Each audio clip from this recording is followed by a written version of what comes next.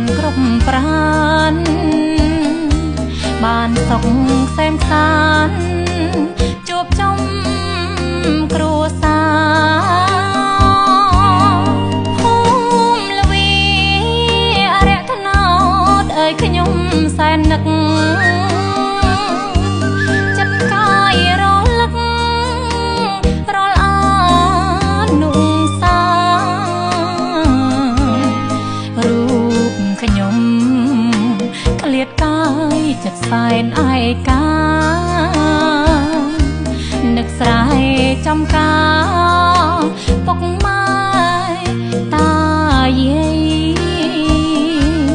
វត្តវិសូនឹកគ្រាជួបជុំចោឆ្នាំបិណ្ឌភ្នំចំញាតប្រស្រីទៅវត្តរាប់បាតសាងបុណ្យបារមី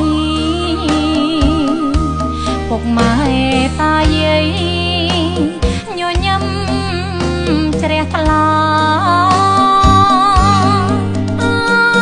ព្រះអង្គគង់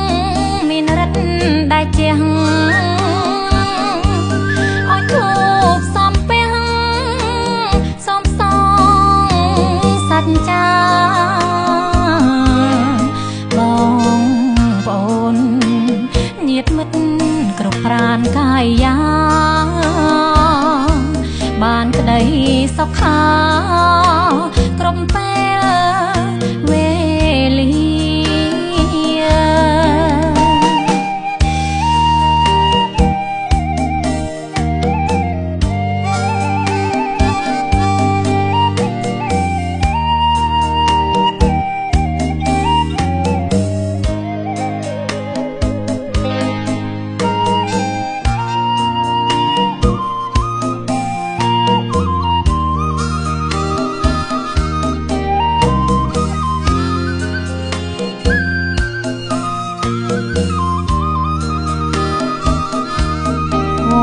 វិ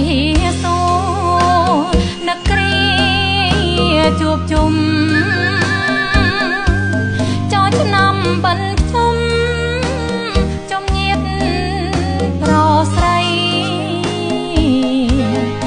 ទៅវត្តរាប់បាតសាងបុណ្យបារមី